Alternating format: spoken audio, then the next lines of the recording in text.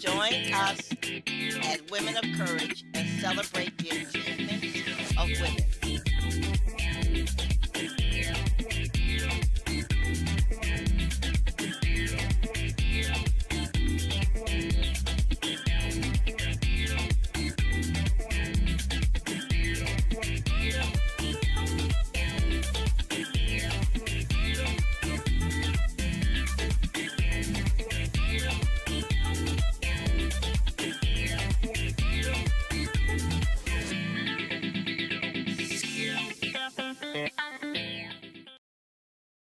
Good afternoon, and thank you for tuning in. This is Gloria Lee, the moderator for the show Women of Courage. Wherever you are in the world, I need you to know one thing right now. You are amazing. I know you might be upset. I know you might be hurting. And I know you might be frustrated. I know because all of these things happened to me. I was homeless for 2 years, and all I had was a computer, my son, and a car.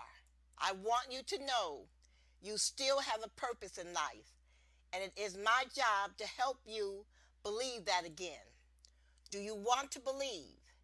Can you see that the divorce was not meant to take you out? Can you believe that the lost house and the lost job is a setup for something greater? By the end of this broadcast, you'll be injected with so much that you cannot help but believe again. And I am going to help you do just that. Are you ready? I got some things I want to share with you, and I will even make suggestions on books and activities that you can implement, which will ultimately bring healing and wholeness to you. If you are ready to be healed, if you're ready to be whole, just jot down the pointers I give and watch your life transform. No matter what happened, no matter whose fault it was, today is a new day, and your time to live and be free is now. Join me in this journey to wholeness. Your time for total healing is now. Today you shall recover. Wholeness, healness, and peacefulness is in the mind. That is where all battles for life end and begin. The Women of Courage show is being broadcast by the Women and Children's Restoration Ministries to help you problem solve, to help you dream again, to help you believe that anything is possible. We want you to believe that you do not have to marry the first man you meet just to get someone to take care of you. You do not have to live a life of drudgery. You can educate yourself. All you have to do is learn to read competently. We want you to take a chance on yourself. Stop believing all the soothsayers around you that have never left a state in their lives. People who do not have courage to fly. People who only think of lying, cheating, and stealing. You can live an exciting life. All you have to do is believe that you can make your dreams come true. You do not have to go to bed with someone you despise day in and day out. You have the right to marry someone that you can talk to someone that believes in you and has faith in you as a human being. In other words, you do not have to settle for just anyone. But what you must do is strive toward your goal. You must be goal oriented. You must organize yourself. You must be clear about what you want in life and why you want such a life. All of us are made up of dreams. As our dreams unfold in our lives, our spirit soars. Realizing our dreams becomes a problem because oftentimes we are beaten down by our friends and family. We are beaten down at school by people laughing at us because of our shoe size, our ear size, our breast size, the clothes we wear, etc. We are beaten down by people saying nothing will come of our lives. We are beaten down when our mothers and grandmothers constantly say that we're going to be just like our father, an inmate in prison. Many of us are also discouraged when our mothers are inattentive. She is wrapped up in her new boyfriend. But life anew is possible. It is my job to encourage you to go as far as you can dream and as far as your dreams can take you. It is my job to get you to believe in life again. I am sick and tired of people failing at life just because they are around negative speaking and negative acting people. Do not let the failure of other people make you lose confidence in yourself. Yes, you may be surrounded by poverty, but you must look for a way out. The book, If You Believe in God, You Do Not Belong in Prison, will help you. What you must do above all else is learn to read competently. You must read, read, and read. Anyone who laughs at you for reading, you need to leave that person alone. I do not care if it's your mother. Anyone who discourages you, you are to stop all association. Man is not different than plants. We need encouragement to grow as plants need water to thrive. You are to leave foolish, stupid people alone. Their ignorance will weigh you down or even get you killed.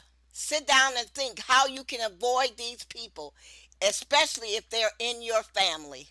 If you are overwhelmed with the tiring feeling that feels as if you're carrying a bag of stone around every morning when you get out of bed and think how you'll have to spend another living life you're not passionate about, the books I suggest are the perfect solution for your unique needs. Not only will we help you realize why these feelings overwhelm you and what you can do to change it, but they will also teach you how to live a life of strength, courage, fearlessness in order to realize all of your dreams.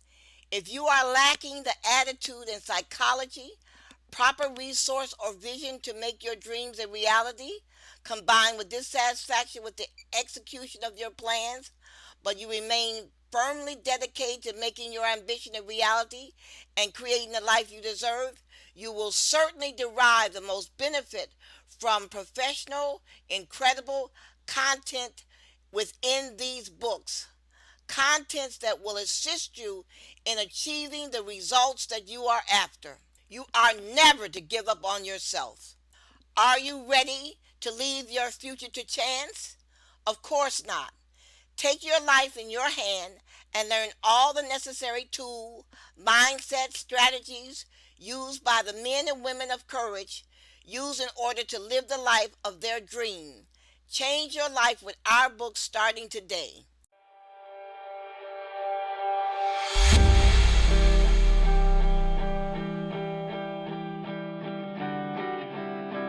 I think one thing we can all agree on is how important it is to find time in your life to grow with your personal development, your hobbies, with your profession, to step outside of your routine to explore. We cannot grow. We cannot expect change unless we are willing to try something new.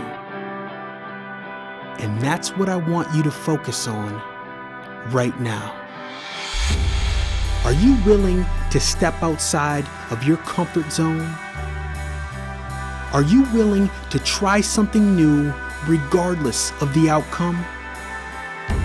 Because even when you try and you might not succeed, you still grow from the experience. That's what life is about. Being comfortable even when you're not comfortable. And I promise you, once you start to take those chances, you will begin to attract new opportunities into your life. But trust me, this step is never easy. But what you need to focus on is the end result. Are you content with staying the same, or are you looking for growth? Are you looking for change? Are you looking for opportunity? If you are, this is how you do it. You need to grow.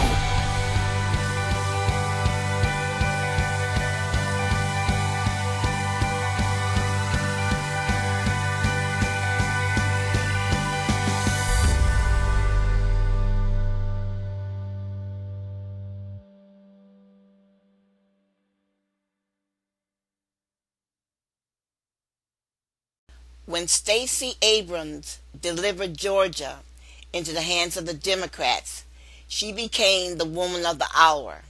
She became the woman who did the impossible.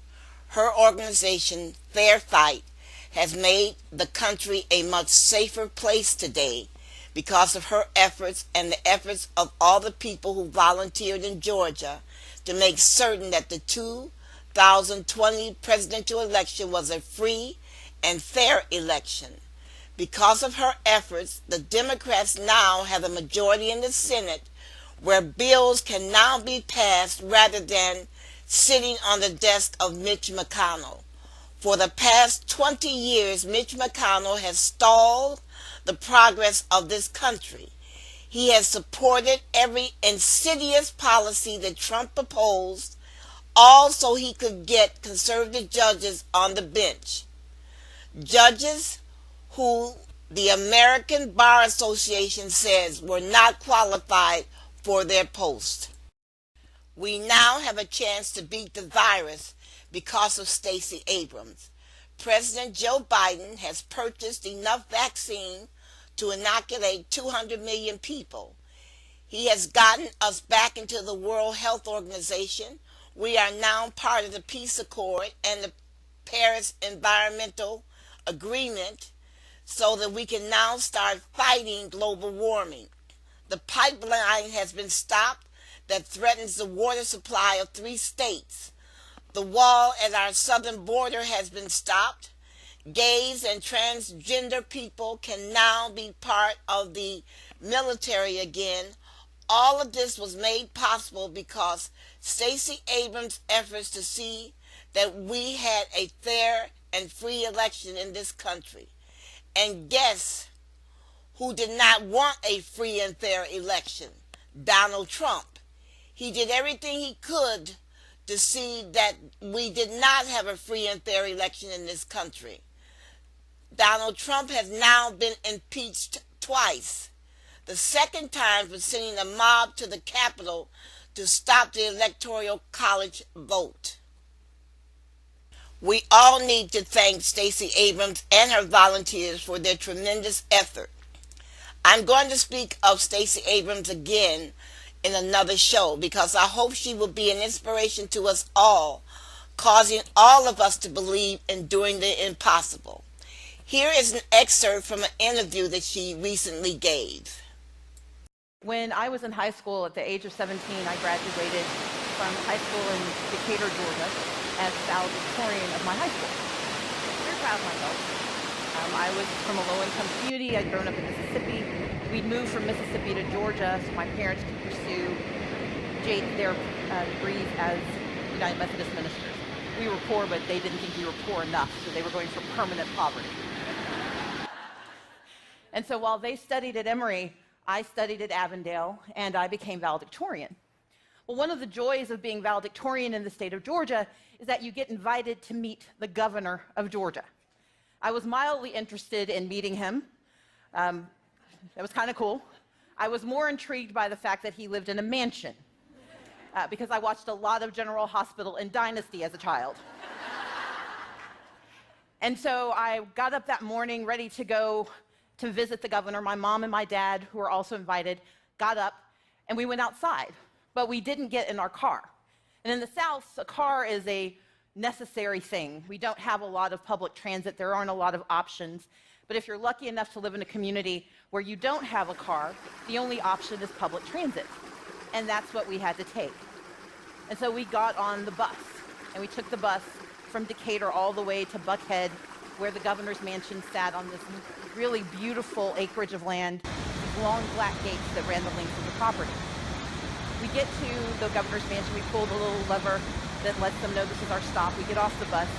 My mom, my dad, and I, we walk across the street, and we walk up the driveway because there are cars coming up, cars bringing in students from all across the state of Georgia, and so we're walking along the side. And as we walk single file along the side, my mom and dad sandwiching me to make sure I don't get hit by one of the cars, bringing in the other valedictorians, we approach the guard gate.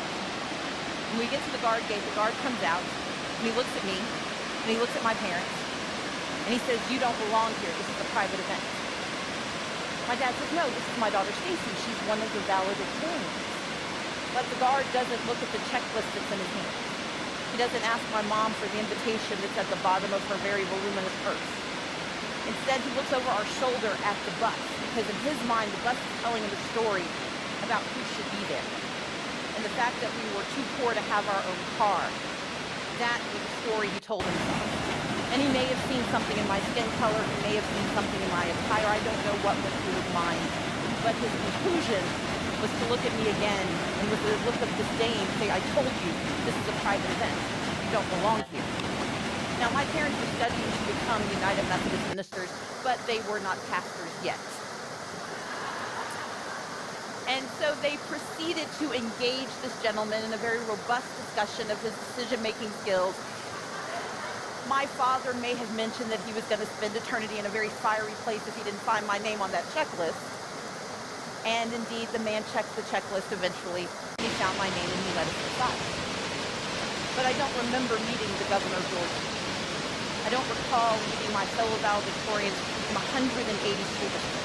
The only clear memory I have of that day was a man standing in front of the most powerful place in Georgia, looking at me and telling me I don't belong. And so I decided 20 some odd years later to be the person who got to open the gates.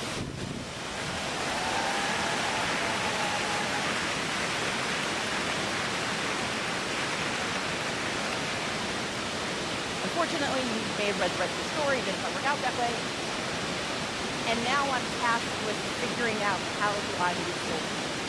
Because you see, I didn't want to just open the gates for young black women who had been underestimated and told they don't belong. I wanted to open those gates for Latinas and for Asian Americans. I wanted to open those gates for the undocumented and the documented. I wanted to open those gates as an ally of the LGBTQ community. I wanted to open those gates for the families that have to call themselves the victims of gun violence. I wanted to open those gates wide for everyone in Georgia because that is our state and this is our nation and we all belong here.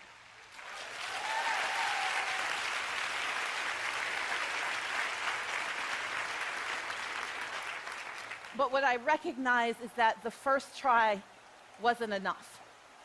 And my question became, how do I move forward? How do I get beyond the bitterness and the sadness and the lethargy and watching an inordinate amount of television as I eat ice cream? What do I do next? And I'm going to do what I've always done. I'm going to move forward because going backwards isn't an option and standing still is not enough.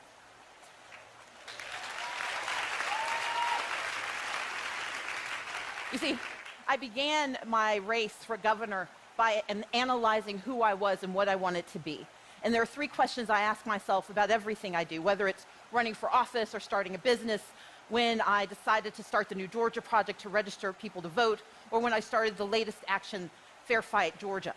No matter what I do, I ask myself three questions. What do I want? Why do I want it? And how do I get it? And in this case, I know what I want. I want change. That is what I want. But the question is, what change do I want to see? And I know that the questions I have to ask myself are, one, am I honest about the scope of my ambition? Because it's easy to figure out that once you didn't get what you wanted, that maybe you should have set your sights a little lower. But I'm here to tell you to be aggressive about your ambition. Do not allow setbacks to set you back.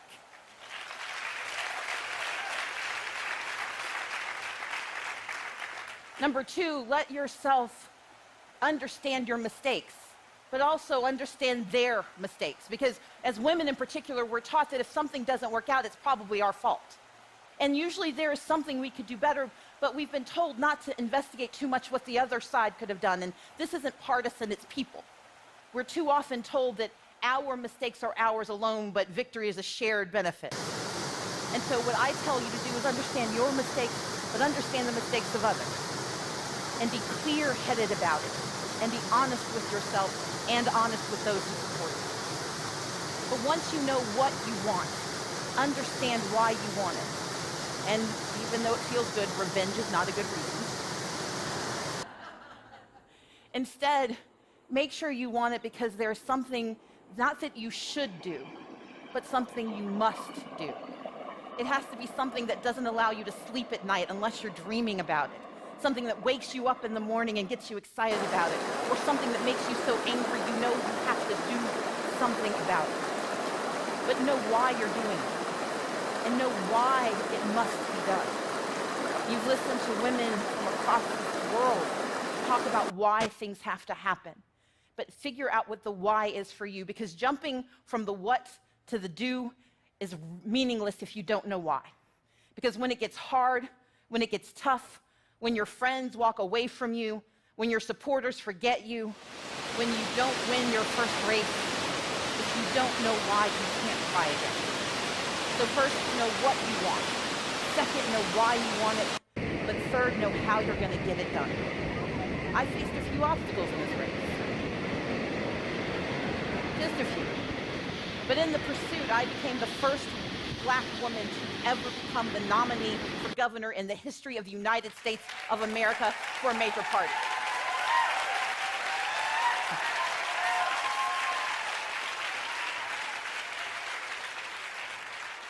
But more importantly, in this process, we turned out 1.2 million African American voters in Georgia.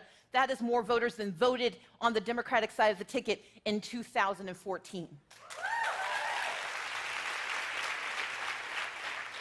Our campaign tripled the number of Latinos who believed their voices mattered in the state of Georgia. We tripled the number of Asian Americans who stood up and said, this is our state too. Those are successes that tell me how I can get it done. But they also let me understand that the obstacles aren't insurmountable. They're just a little high. But I also understand that there are three things that always hold us hostage. The first is finances. Now, you may have heard I'm in a little bit of debt. If you didn't hear about it, you did not go outside. And finances are something that holds us back so often. Our dreams are bounded by how much we have in resources. But we hear again and again the stories of those who overcome those resource challenges. But you can't overcome something you don't talk about. And that's why I didn't allow them to debt shame me in my campaign. I didn't allow anyone to tell me that my lack of opportunity was a reason to disqualify me from running. And believe me, people tried to tell me I shouldn't run. Friends told me not to run. Allies told me not to run. USA Today mentioned maybe I shouldn't run. But no matter who it was, I understood that finances are often a reason we don't let ourselves dream. I can't say that you will always overcome those obstacles, but I will tell you, you will be damned if you do not try.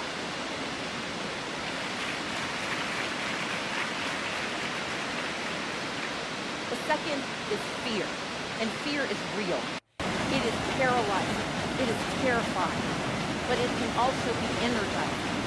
Because once you know what you're afraid of, you can figure out how to get around it. And the third is sometimes you just get tired of trying. You get tired of reading about processes and politics and the things that stop you from getting where you want to be. Sometimes fatigue means that we accept position instead of power.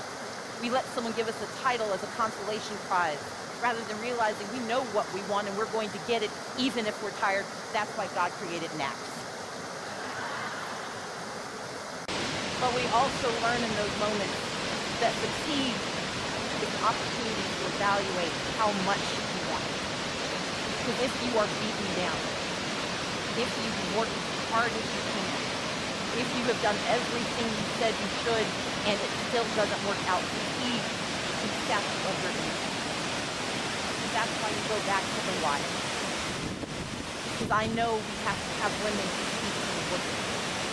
I know we have to have people of good conscience who stand up against oppression.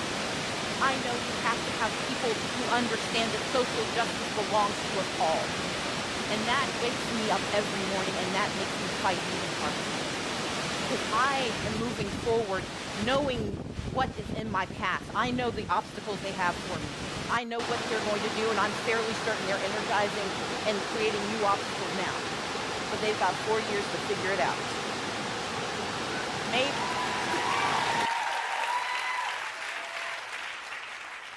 maybe two. But, but here, but here's my point. I know what I want, and that is justice. I know why I want it, because poverty is immoral and it is a stain on our nation. And I know how I'm going to get it, by moving forward every single day. Thank you so much.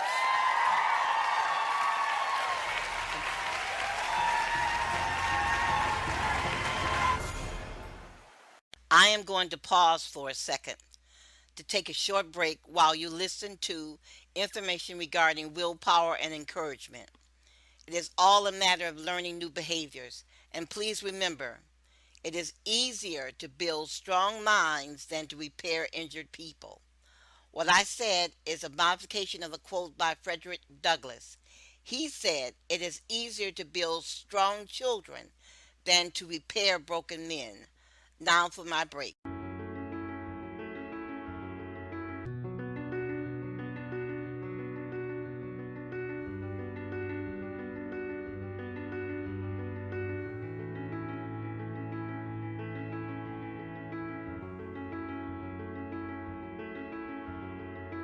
Having a goal or a plan to accomplish something isn't enough. You need to dig deeper than that. You need to tap into your subconscious to begin to reprogram your mind. And you do this through positive affirmations. Short statements that you repeat every day, regardless of your goal, how big or little. Whether your goal is to make more money, be a better boyfriend or girlfriend, or find a better job, whatever your goal is, you need to come up with short positive statements about that goal and repeat it each morning. Start by doing this for 5 minutes. And once you begin to do this, you will start to see how the subconscious and conscious mind can work together. You have the potential to do amazing things. And through positive affirmations, you start to build that confidence. Think of all the goals that you've made in the past. Think about the mindset you were in at that moment. It was one of confidence and control. I will be successful in my job. I will make my next promotion. I will meet the love of my life. These are words of affirmation. Now tell me, what are your words?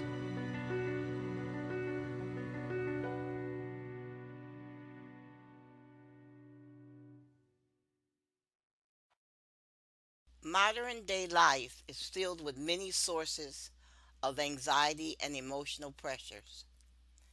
There is an increasing need to excel at everything and fast. At work, family, friendships all require an individual's attention. We are all chasing something, sometimes driven by our own desire, and often too trying to meet these societal bars and measures of prosperity that have been ingrained into us since childhood. Amidst this rat race that always has us always grasping for something or some reprieve and hanging on to any source of comfort that we can find, there are still those among us who try to drag us down with a lack of faith. It is difficult to understand why anyone would choose to put out negative energy toward the people around them. We are all just trying to get by and achieve our life's goals. It is troubling to have to deal with unnecessary, unproductive criticism and naysaying. In order to thrive, it is important that one finds the boldness to rise above the soothsayers of doom. Undoubtedly, it is a difficult task, especially when the naysayers are loved ones who ought to be cheering you on to greater heights. There are loved ones who are naysayers, and they will repeatedly say negative things to you each and every day. Why? Because they hate themselves, because they know you're striving toward a goal and they are not. I say some naysayers are loved ones who ought to be cheering you on to greater heights. Except it is probably worth remembering that non belief is their chosen path. And while you may desire their support and encouragement, you cannot force it out of them. Only an individual in their heart of hearts truly understand what outcomes and achievements they want and hope for out of their own lives. It is important to focus on those life goals and work toward them. One must remain strong against odds, encouraging themselves that it will indeed all come to fruition. Just as darkness cannot drive out darkness, you would be hard pressed to overcome non belief without being tenacious enough to stand in faith. What I am saying is leave the naysayers. I don't care if they're in your family. Avoid them, move across town, change your phone number, whatever. But leave the naysayers to themselves because they are not going to change. And you cannot change them. If you want to make something of yourself, you have to focus. You have to eliminate distractions. You have to eliminate Instagram, Facebook, time wasted even on YouTube, Twitter, video games, Netflix, Tripod, all the apps, having beer, hanging out with your friends on the weekend.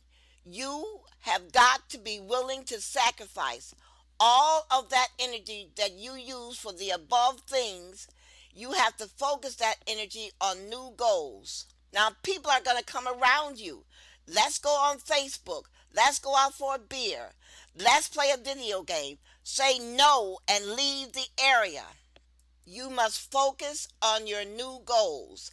Success is not free. You pay for it by hard work and focusing. The more things you throw on the fire, the more you will be able to focus.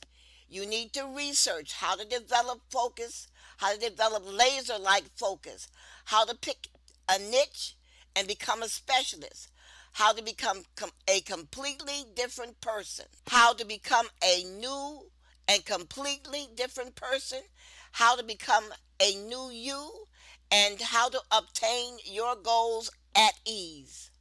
Here is an excerpt from the interview that Stacy Abrams gave on the show The View. She's very clear about communications. You have a new book out called Lead from the Outside. I do. And it's sort of like a lean in for all of us. Yes. Yeah. And in it, you write about growing up genteel poor, as your mom liked to call it. My mom used to say, we don't have money, but we have class. There you go. And that's what we called it, sort of, when I was growing up. Now, you use your own experience as an outsider as a blueprint to help others lead. Right. Can you explain it to us? So I did not write a political memoir. I wrote a book about how I have messed stuff up a lot and how I fixed it. Because I think when you're told to be a leader, there are very few people who give you the blueprint for how to do it. I was on a plane with a flight attendant who has this amazing idea, but she was told to do a 10-year plan.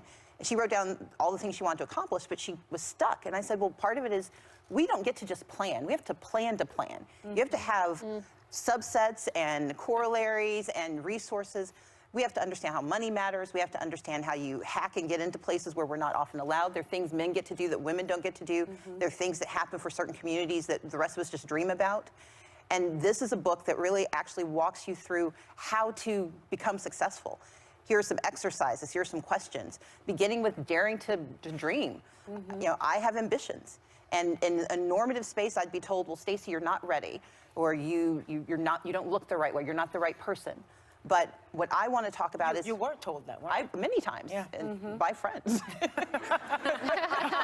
They would whisper, you're a black woman, like they're giving me a And diagnosis. you're like, really? I'm like, I've noticed. I own a mirror. Really, yeah. And so part of the book, and there are exercises in it that say, if you want something, there's a process to getting it. It's not the easy way that a lot of folks might imagine. And you cannot be blocked by just who you are. That yes, you acknowledge your identity, but then you figure out how do you use your identity to move you forward. Yeah. And I call it hacking opportunity. Being a black woman means that there are impediments, but there are also things I've learned, ways I can be successful.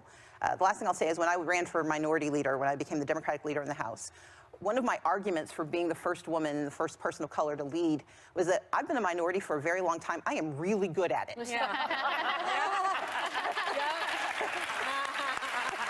You also bare your soul. I mean, you talk about debt. You talk about things your family had been through that so many people relate to but never talk about publicly. And I want to thank you for that, whether it's drugs or money.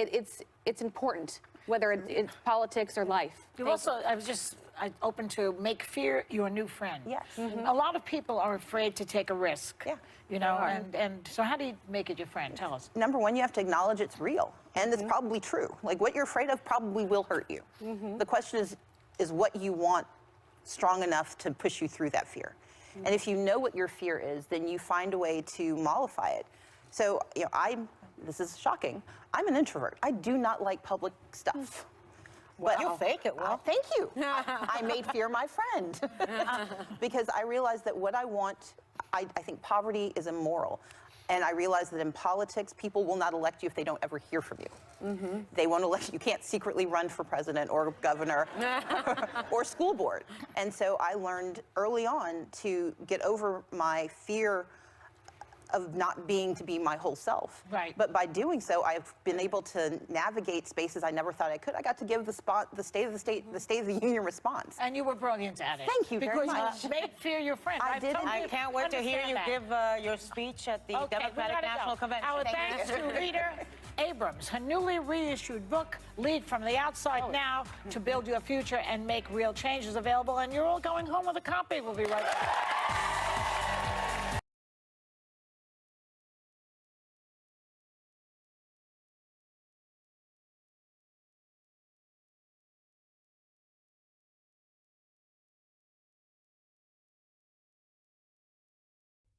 Behavioral psychologists say that motivation is the driving force behind all human actions. Still, the fact is that no matter how motivated you are, if you don't have the courage to act, nothing changes. Unfortunately, the society has construed courage to be a masculine quality, and we've been conditioned to believe a lie, that we women are the weaker sex. Men are supposed to be the brave ones, the go-getters, while a lady is supposed to wait around for her knight in shining armor. It is these limiting beliefs that have kept most of us in the background, holding us from taking charge of our lives and being the best we can be. It is why we have allowed men to dominate while we struggle for gender equality. What if I told you that you could live a life of freedom, of fulfillment and everlasting happiness? What if I told you that you have innate capabilities and talents beyond what you are currently aware of? Only if you have the courage to go after your dreams. Remember, the distance between your dreams and where you are right now is action, and it takes courage to take action. I want to introduce you to a book that has transformed the lives of thousands of women across the globe. Women of Courage by Gloria G. Lee. A book that will help you banish all limiting beliefs and destroy your self-doubt by bringing you face to face with the lives of over 100 women who have triumphed over insurmountable odds and wrote their name in the history books. It is unlike any other women's books out there. The Women of Courage workbook takes you on a step-by-step guide to how you can take charge of your life. discover your purpose, and give you the zeal and enthusiasm you need to go after your dreams. It will give you an unshakable faith in yourself, help you create a world of freedom, and live the life of fulfillment you've always dreamed of. Your dream life could be just pages away. Remember, you are the captain of your life. Take charge of your life's mission today and join the community of women breaking boundaries and living their dreams. Get a copy of Women of Courage at... I promise you, your life will never remain the same. You can visit touchedbythelight.us and learn what our books have to offer to you.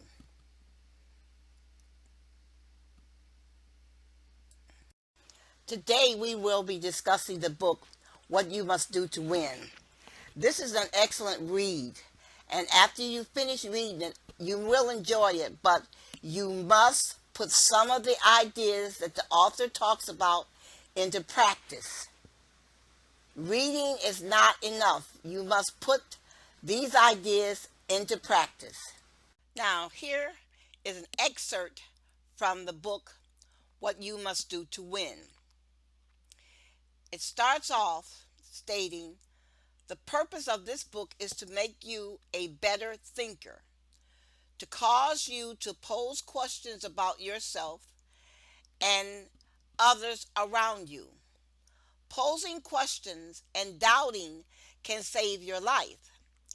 Our purpose is not to tell you what to think, but how to think, how to process data and information that can protect you and your family. There is always a better way to live than the way that you are living now. The way you live is based on how you think and how you problem solve. These factors are predicated on the information that you take in daily. Read and find out why. As you read, please consider these two verses from the Bible. Proverbs 13:18. Whoever disregards discipline comes to poverty and shame, but whomever heeds correction is honored. Proverbs 13:18. Poverty and shame shall be with him that refuses instructions, but he that hath regard for reproof shall be honored. The life one lives is often predicated on your ability to think and how well you solve problems and how well you take advice and correction. Problem solving is like fighting your way out of a paper bag because you do not know what is up and what is down. A problem or a mystery is presented to you, yet you have no reference point as to where to begin to solve the problem. Years ago, men were laughed at when they said there were no other life forms in the water except fish. People did not believe that there could be a life form inside water. People did not believe one could see inside of water. Their thinking was, if I can't see it, it doesn't exist. The development of the microscope and the naming of the amoeba and paramecium and other microscopic organisms prove the scoffers were wrong. In one European country, pregnant women were constantly dying. No one knew why. Finally, through an experiment, a man proved that the doctors who were examining these women were the cause. All the doctors had to do was wash their hands before and after examining their patients. One of the problems with thinking is standing one's ground against men who say your idea is not true or your idea is stupid. This happened during World War II. A lot of men had ideas, but professional generals scoffed at these ideas, and by their refusal to take advice, men died on the battlefield. The Germans refused to believe that the Allies had broken their Enigma code. They believed because they thought they were superior. In other words, Germans said, we are superior. Therefore, our code is superior, and these inferior people cannot break our code. So therefore, this was just a lucky hapstance, when actually the Allies had broken their code in Africa, in Italy, and everywhere else, and German soldiers were dying because of this. Oftentimes, scoffers and soothsayers are in prestigious positions either in church, government, or social classes where they can wield power over your life. You can be denied scholarships, employment, loans, and housing, etc., because you do not agree with their stupid ideas and you do not agree with their conclusions. This is apparent today because the Catholic Church is under attack because of their beliefs and because of their past conduct. If you do not go along with these groups, even though the philosophy they espouse is ignorant, the church can be profoundly ignorant and remain so to keep control of their congregation. They refuse to let any information in. If the church and various other powerful groups in society that kept man's thinking he would fall off the earth if he rowed his boat toward the ocean, or that the earth was the center of the universe, or if man learned to read. These institutions did not want man to be educated because they wanted man to be controlled. It is all about the dollar bill and the acknowledgement of superiority. Society must be controlled and people must be told what to do. We are here today living in these conditions because of the sacrifices and free thinking of men who lived in France, Germany, Russia, and Australia. These countries and Austria were the citadel of free thinking. These countries were also the seat of political and social thought. Philosophers flocked to these countries to be part of the avant-garde. The path these men chose did not always lead to wealth. These men questioned our very existence, what was thought, and the authority of the church. They were living in a time where control was paramount. Man must be kept in line. Man must be told how to live. We cannot let man walk around saying there is no God. Institutions were put restraints on man's ability to think. It is only when man fought back for his ability to determine his own destiny that things began to change.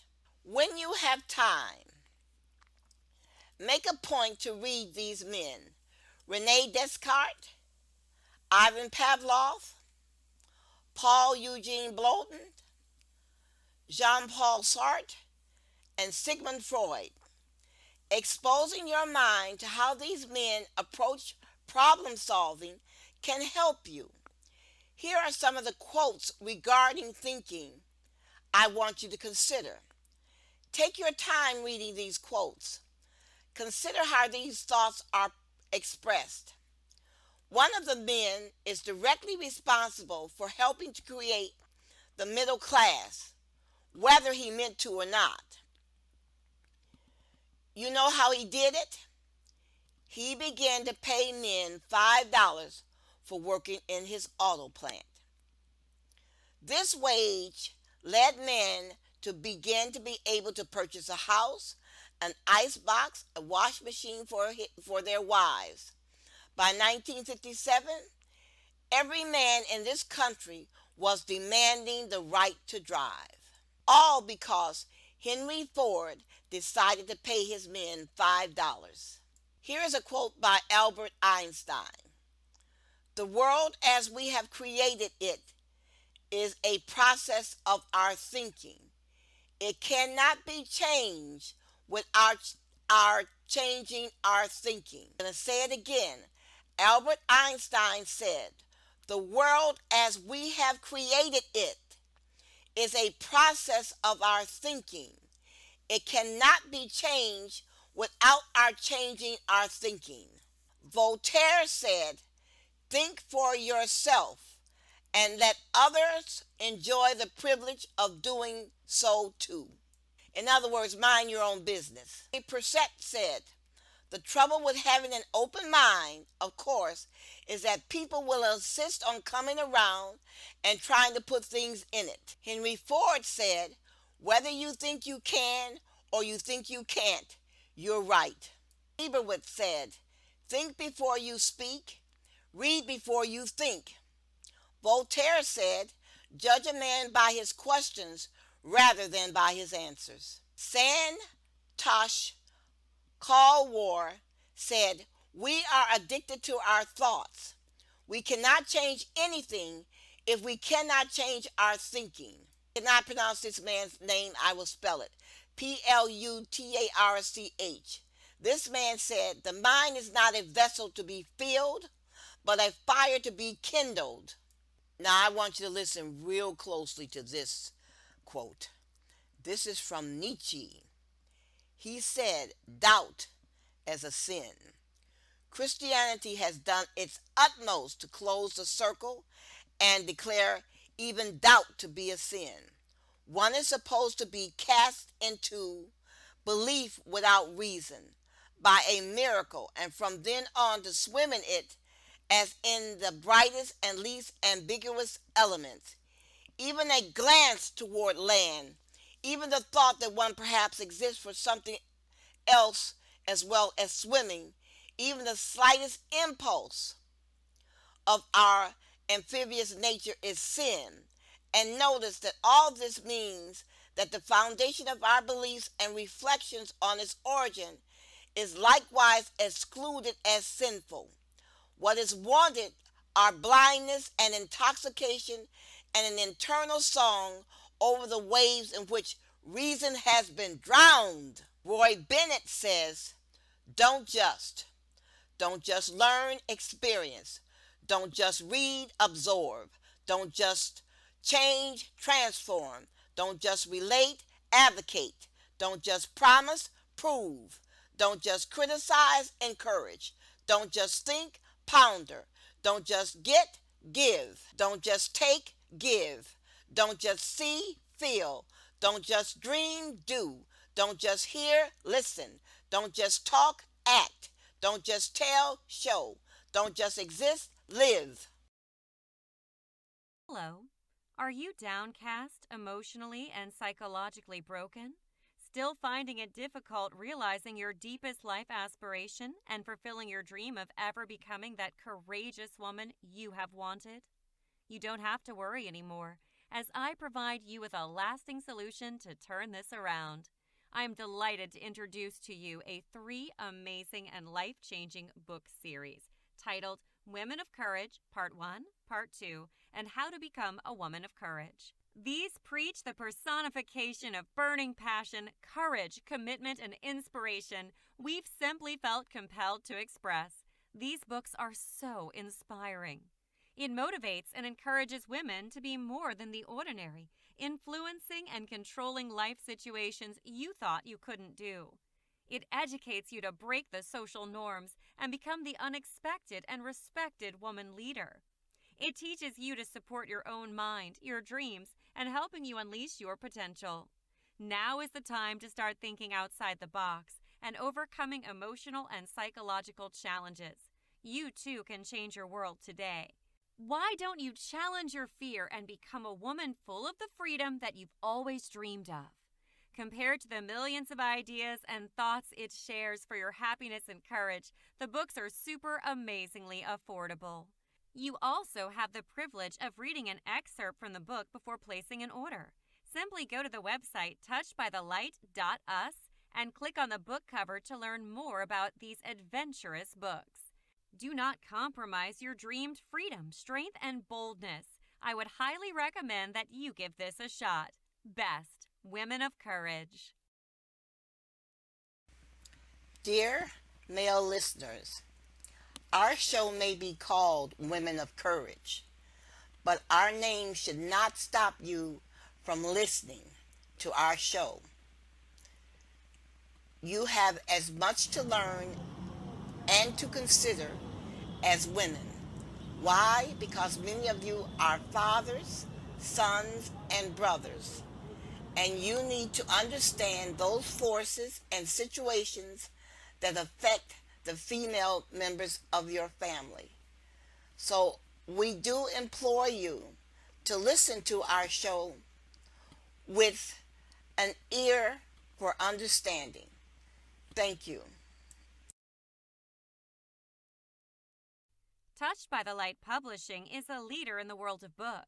We create meaningful moments for our readers by producing inspirational books to inspire people to go beyond what they have imagined for themselves and to go beyond what other people have prophesied into their lives.